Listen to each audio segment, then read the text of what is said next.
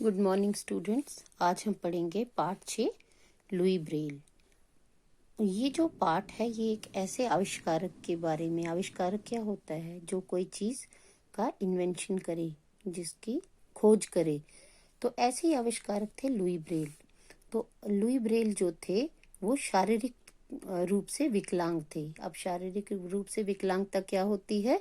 शारीरिक रूप से विकलांगता होती है जिसको हम इंग्लिश में हैंडीकैप्ड बोलते हैं, या हमारे शरीर का अगर कोई अंग काम ना करे तो हम उसे शारीरिक विकलांगता कहते हैं। लेकिन शारीरिक तौर पे विकलांग होने के बावजूद भी उन्होंने अपने आविष्कार से बहुत से लोगों को फायदा पहुंचाया। जो दृष्टि बाधित थे, दृष्टि बाधित होते हैं जिनकी आंखों में रोशनी नहीं होती या कम होती है, तो हम उन्हें दृष्टि बाधित लोग कहते हैं। दृष्टि मतलब हमारी आंख की रोशनी, बाधित मतलब रुकावट। तो वो उन्होंने उनके लिए एक लिपि तैयार की जिसको हम ब्रेल लिपि कहते हैं। तो हम उसी के बारे में आज इस पाठ में पढ़ेंगे। इस पाठ से हमें ये भी सीख मिलती है कि अगर हम किसी भी चुनौती का सामना तब कर सकते हैं जब हम में हिम्मत और लगन है। तो आइए पढ़ते हैं ये पाठ।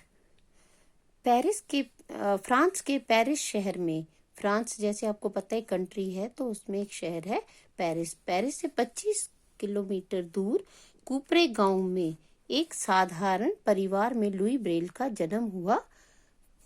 लुई के पिता साइमन ब्रेल एक छोटी सी कार्यशाला चलाते थे। कार्यशाला क्या होती है? वर्कशॉप, मतलब जहाँ पे हम कुछ काम या सामान बनाते हैं, जिसमें घोड़ों की लगाम, लगाम तो आपको पता है घोड़ों की, जब आप घोड़े पे बैठते हो तो जिससे घोड़े को कंट्रोल करते हैं, दैट इज लगाम। तथा जीन, जीन होता है घोड़े पे बैठने के लिए जो काठी यूज होती है, जिसके ऊपर जिस सीट के ऊपर हम बैठते हैं उसको हम जीन कहते हैं, आदि बनते थे।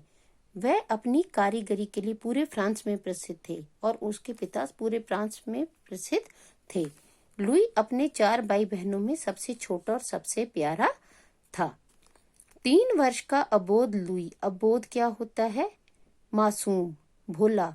लुई एक दिन इधर उधर मटर गश्ती करता, मटर गश्ती क्या होता है? खेल कूद करता घूम रहा था। घर के सभी लोग काम में व्यस्त थे। सब व्यस्त होता है बिजी तो थे। लुई घूमता घूमता पिता की कार्यशाला में चला गया। अब लुई कहाँ चला गया? पिता की वर्कशॉप में। अब जब वो वर्कशॉप में गया तो पिता की वर्कशॉप में बहुत सारे औजार थे, टूल्स थे। तो कार्यशाला में चमड़ा काटने और उसमें छेद करने वाले कई औजार रखे थे। तो औजार होते हैं टूल, जिनसे काम किया जाता है, जिन चीजों से उनकी मदद से हम काम करते हैं उनको औजार कहते हैं। नन्हे लुई ने चमड़े में छेद करने वाला एक औजार उठा लिया और उससे चमड़े पर कुछ बनाने लगा।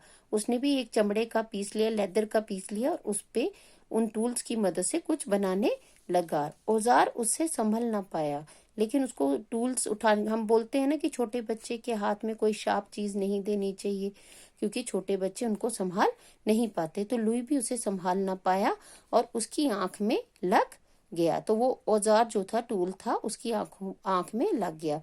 बच्चे की चीख सुनकर उसकी माँ दौड़ी आई। तो जैसे ही लुई ने चीख लगाई तो उसकी माँ दौड़ी आई।